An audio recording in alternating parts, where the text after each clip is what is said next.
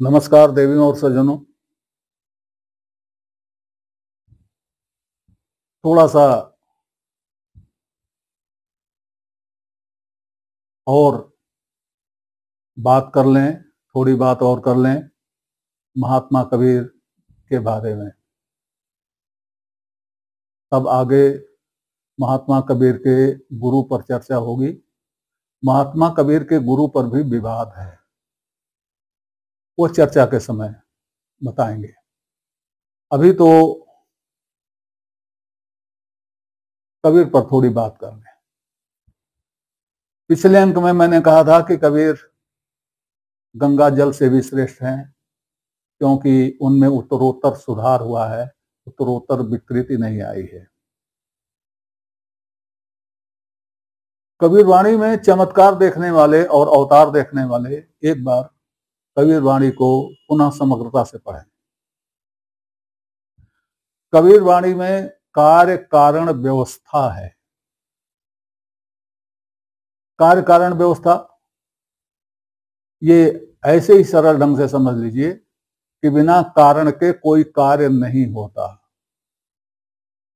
जब कारण उपस्थित होते हैं तब कार्य होता है, जिसको कहते हैं साधारण भाषा में कि हवा में कुछ नहीं होता, कुछ होता है तब कुछ होता है।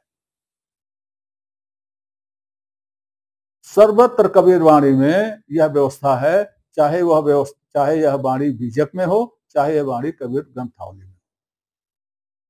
यह जाना जा सकता है बशर्ते कि पूरी वाणी समग्रता से पढ़ी जाए। और यह भी देखा जा सकता है कि कबीर वाणी में अगर कोई चीज रामायणी में कही गई है और वो इंपॉर्टेंट है, महत्वपूर्ण है, तो वह कहीं न कहीं पदों में भी आ जाएगी और कहीं न कहीं साखियों में भी आ जाएगी।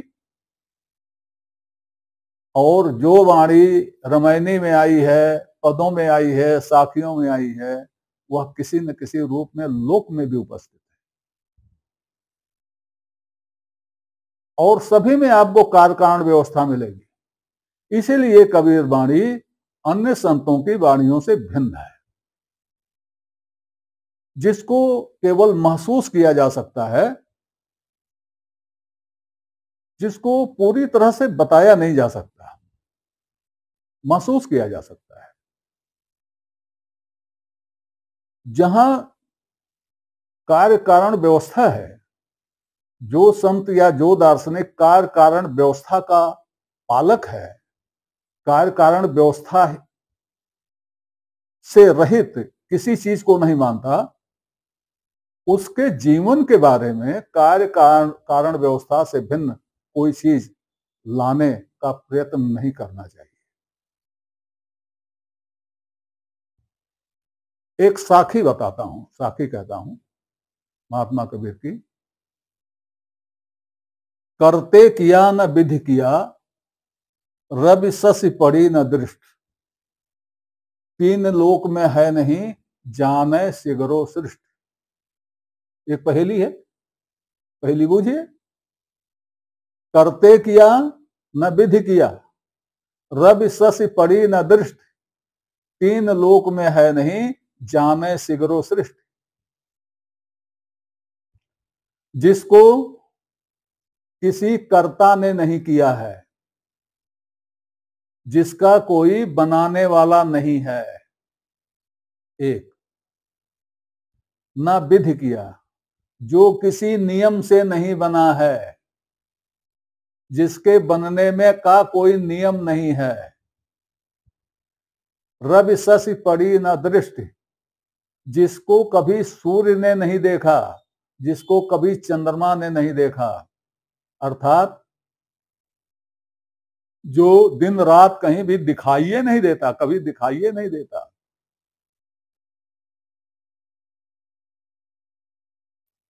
और जो तीनों लोकों में कहीं है ही नहीं, ना आकाश में है, ना पाताल में है, ना स्वर्ग में है, ना पृथ्वी पर है, कहीं है ही नहीं। जाने सगलो सृष्ट, लेकिन उसको सारी सृष्टि जानती है, सब लोग जानते हैं। कौन है वो? इसका उत्तर है ब्रह्म या ईश्वर। किसी ने आज तक नहीं देखा और यह नहीं जान पाए कि उसको बनाया किसने है, इसलिए उसको स्वयंभू कहा जाता है। यह जान नहीं मिला कि वो बनता कैसे है, इसलिए उसको सभी नियमों के ऊपर कहा जाता है। ये कह के पल्ला छुड़ा लिया जाता है। तो अब देखिए कार्य कारण व्यवस्था, क्योंकि इसमें जो कार्य हो रहा है उसका कोई कारण नहीं है, इसलिए कबीर व्यंग करते हैं कि सारा संसार जानता है, लेकिन यह नहीं बता पाता कि उसका बनाने वाला कौन है, और वो बनता कैसे है। और उसको ना सूर्य देख पाया आज तक, ना चंद्रमा देख पाया आज तक, तीनों लोकों में कहीं स्थूल रूप में है ही नहीं। और सब जानते हैं, इतना जानते हैं कि जैसे उसके साथ रोज खेलते हैं, उसका दरबार लगाते हैं, उसकी कहानियां बनाते हैं। अब ये कबीर की साखी है। अब इसका लोक प्रमाण देखिए। लोक में पहेलियां कई तरह की होती हैं। एक पहेली होती है जिसमें उत्तर नहीं दिया जाता, एक पहेली होती है जिसमें उत्तर भी रहता है। आप खुसरो को पढ़िए, उसमें पहेलियां देखिए। खुसरो तो हिंदी पहेलियों के जनक माने जाते हैं।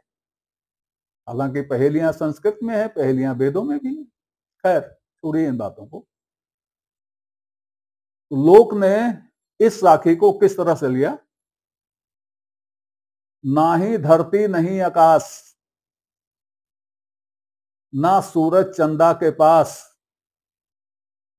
नाहक सोच करो मनमाही, तीन लोक में है ये नहीं। पहली बुझा दिया कि बताओ भाई, जो ना धरती में है, ना आकाश में है, ना चंद्रमा के पास है, ना सूरज के पास है। अब आदमी सोच में पड़ गया कि ऐसी कौन सी चीज हो सकती है। तब कहा नाहक सोच करो मनमाही। अरे मन में ज्यादा सोच विचार ना करो, तीन लोक में है ये नहीं। वो तीनों लोकों में है ही नहीं ऐसी कोई चीज। अब क्या हुआ? बाणी, साखी की वाणी लोक में आ गई। ऐसे ही आप खोजेंगे तो आप पाएंगे कि कबीर की वाणी लोक में किस तरह से घूम रही है और कार्य कारण व्यवस्था खोज रही है। लोग कबीर पर ऐसे ही दीवाने नहीं हैं। कबीर के दीवाने इसीलिए हैं कि जो भी बात करते हैं कार्य कारण व्यवस्था की बात करते हैं और उसके बिना नहीं मानते। इसलिए कृपया उन पर अवतार मत ला दिए।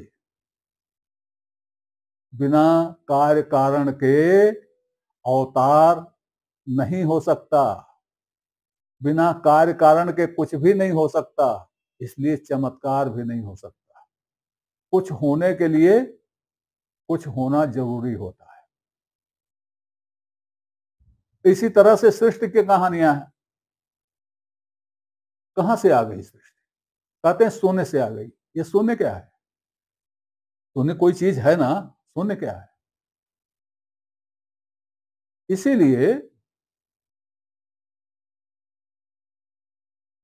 वेद में जो नासदीय सूक्त है, उसमें नासदीय सूक्त बनने तक के जितने सृष्टि रचना के सिद्धांत थे, सबको इन 8 मंत्रों में डिस्कस किया गया है। और जितने भी सिद्धांत थे सबको नकारा गया है। ये भी नहीं है, ये भी नहीं है, ये भी नहीं है, ये भी नहीं है। और जो ये कहते हो ये भी नहीं है, यह कैसे हुई कोई नहीं जानता। हो सकता है कि इसको अंतरिक्ष में बैठा हुआ इन सबका अध्यक्ष जानता हो। फिर कहा गया हो सकता है वो भी न जानता हो। तो जो लोग कहते हैं कि हम वेद से कह रहे हैं, तो वेद में तो कहीं सृष्टि रचना की बात ही नहीं है, कहीं शेष सैया नहीं है, कहीं सागर नहीं है, कहीं लक्ष्मी नहीं है, कहीं विष्णु नहीं, कहीं गणेश नहीं है। इस तरह तो क्या है, बिना कार्य कारण व्यवस्था के कहानियां हैं जो तर्क की कसौटी पर खरी नहीं उतरती। तब कहा जाता है कि धर्म के बारे में तर्क ना करो। क्यों भाई, क्यों रोका जा रहा है?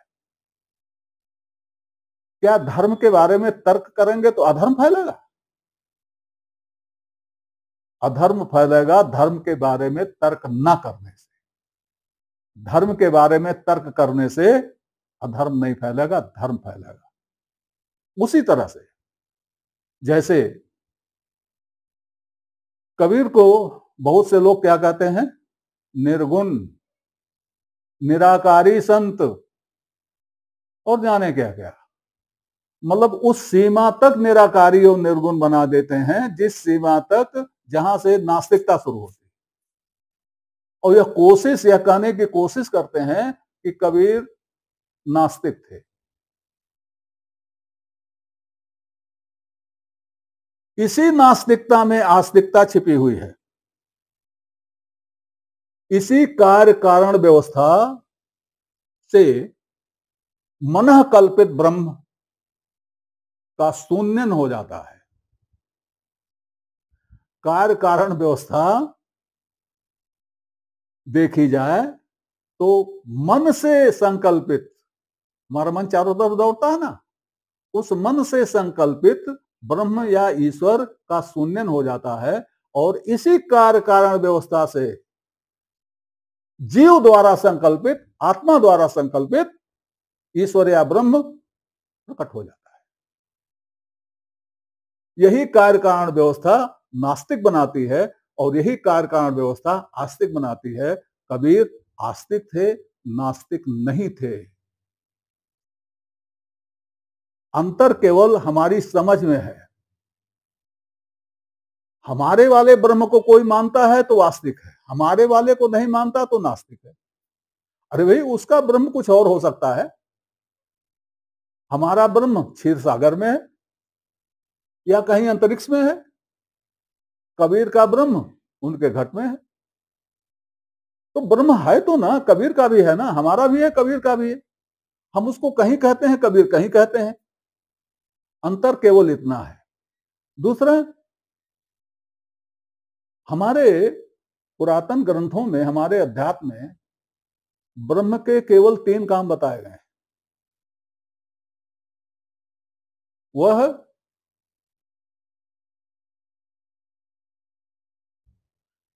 अनुमंता है, भोक्ता है, करता नहीं है। वह कुछ करता नहीं है। वह रमता है, अनुमंता है और भोगता है। बाकी उसका कोई काम नहीं है। अब हम भगवान को बुलाते हुए चल रहे हैं, ब्रह्म को बुलाते हुए चल रहे हैं। ब्रह्म को नहीं बुला सकते तो उसके रूप को बुलाते हुए चल रहे हैं, उसके अवतार को बुलाते हुए चल रहे हैं। कबीर इन्हीं सबके विरुद्ध है।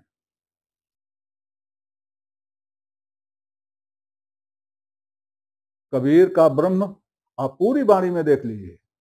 कबीर ने ब्रह्म की बात की है, लेकिन कबीर का ब्रह्म बोलता नहीं है।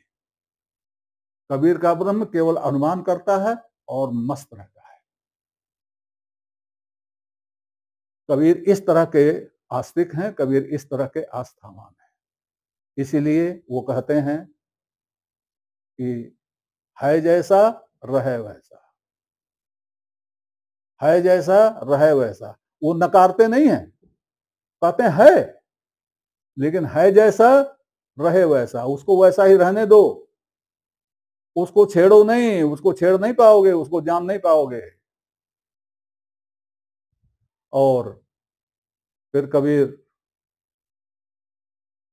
अपने को कहते हैं कि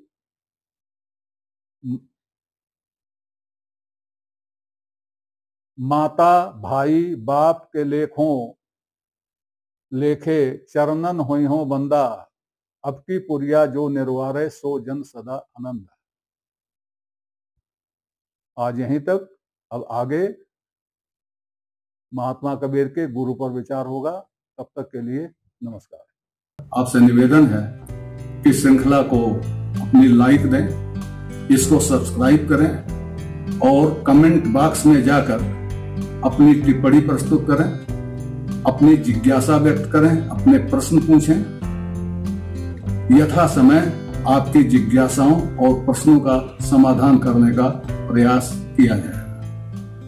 धन्यवाद।